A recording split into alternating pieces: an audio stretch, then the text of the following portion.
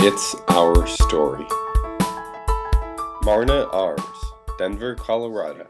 Many. The school had all sorts of really tantalizing facilities. They had a warm water pool, and they had all sorts of adults who would be there. You know, what the people in the administration would say was, you can't find this kind of staff ratio anywhere else. We take care of these kids, and you're basically, the message was, you're going to be a bad parent if you force him to go to a regular school. And it took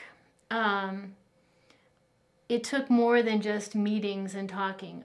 What was really interesting is that there was a group that was providing respite care for families on the weekend. It was based in a church, and so my kids, I have two sons, and the youngest one is the one who has disabilities, and they would go there. And one of the women who was running the respite group said, you know, we could have your kids come to Sunday school. And so it was these two Sunday school teachers who went with us to meetings at the segregated school, and they just did it. It was they didn't have any instruction on how to include kids. They just automatically knew it was the right thing to do. And so it was people like that who helped us argue our way and finally free him from that horrible place.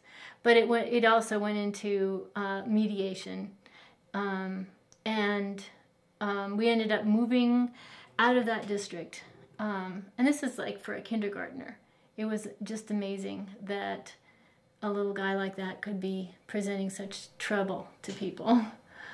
And so we moved to a district that at the time was being inclusive, and they were making sure that all the kids who had disabilities were going to their neighborhood schools. And unfortunately, that didn't last more than a couple of years. But in the time that we could take advantage of that, we just, from then on, made sure that he was going to his neighborhood school and having as little special stuff done as possible.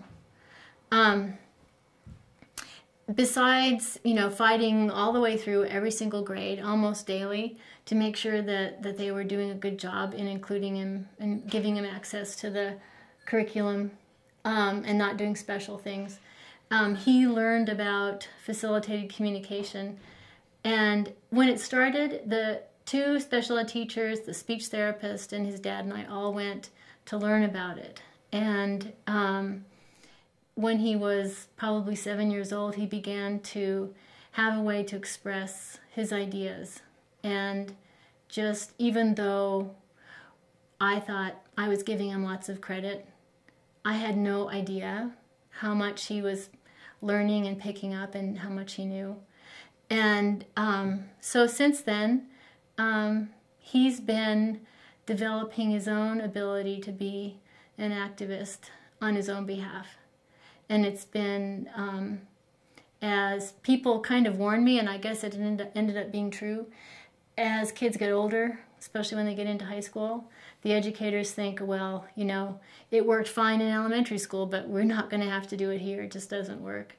But he's kind of carried the load more and more. Right now he's at the University of Colorado at Denver, and he's been there for a couple of years, taking a couple of classes a semester, and still facing discrimination. Only this time, he's able to do as much advocacy for himself as I am, which is just fantastic.